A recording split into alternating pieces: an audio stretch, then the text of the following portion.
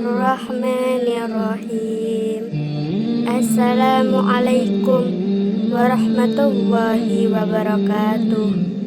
Syukur alhamdulillah kita bisa berjumpa di channel ini. Sholawat dan salam semoga selalu tercurahkan kepada junjungan kita Nabi besar Muhammad Sallallahu Alaihi Wasallam. Sahabat beriman yang dirahmati Allah, orang tua saat ini banyak yang menyerahkan anaknya pada pengasuh, pada mertua, atau pada guru-guru di sekolah, dan hanya menyisakan anak-anak fasilitas mewah serta banyak uang untuk memenuhi kebutuhannya. Padahal anak adalah investasi akhirat. Sungguh rugi jika kita kehilangan banyak investasi hanya gara-gara malas meluangkan waktu setidaknya 1 jam sehari untuk mendidik dan mengajarkan anak. Sadarkah kalian bahwa setiap kali anak kita membaca surat Al-Fatihah sepanjang hidupnya, pahalanya akan mengalir pada orang yang mengajarkannya. Barang siapa yang menunjuki kepada kebaikan, maka dia akan mendapatkan pahala seperti pahala orang yang mengerjakan. Hadis riwayat Muslim. Berapa kali kita membaca surat Al-Fatihah setiap hari? Bagi kita seorang muslim, minimal kita akan membaca surat Al-Fatihah sebanyak 17 kali dalam sehari, sesuai dengan jumlah bilangan rakaat salat wajib. Karena seringnya surat ini dibaca, sampai-sampai Allah menyebutnya sebagai Asbaul Matsani, yang berarti 7 ayat yang berulang-ulang. Berapa pahala yang kita dapatkan dengan membaca Al-Fatihah?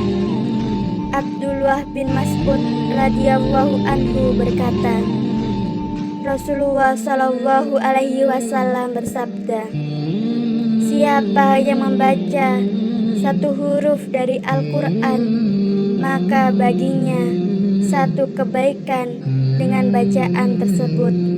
1 kebaikan dilipatkan menjadi 10 kebaikan semisalnya.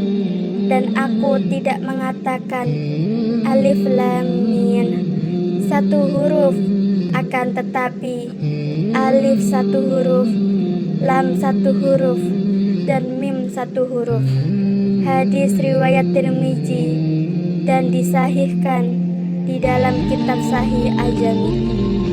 Bagaimanakah keutamaan mengajarkan surat Al-Fatihah kepada anak kita?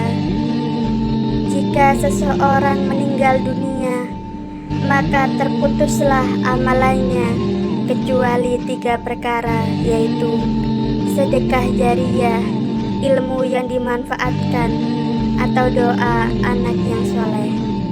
Hadis riwayat Muslim. Dengan mengajarkan bacaan Al-Fatihah kepada anak, secara tidak langsung kita telah mendapatkan 3 amalan. Proses kita mengajarkan kepada anak akan dihitung sebagai sedekah jariyah. Ketika anak kita membacanya baik dalam sholat maupun kehidupan sehari-hari, maka akan dihitung sebagai ilmu yang dimanfaatkan. Dan insya Allah, anak yang sudah kita ajarkan ilmu agama, termasuk di dalamnya bacaan Al-Fatihah, akan menjadi anak yang soleh dan doanya akan bermanfaat bagi kita. Namun perlu diingat, pahala dan keutamaan di atas akan sampai kepada kita dengan sempurna ketika kita yang mengajarkan ilmu tersebut kepada anak secara langsung, bukan melalui perantara guru, media elektronik, atau perantara lainnya. bagaimana cara mengajarkan surat Al-Fatihah kepada anak sejak dini. Ada berbagai cara dalam mengajarkan surat Al-Fatihah kepada anak sejak dini. Berikut ini akan kami sampaikan berbagai contoh yang mudah-mudahan bisa dengan mudah dipraktekkan.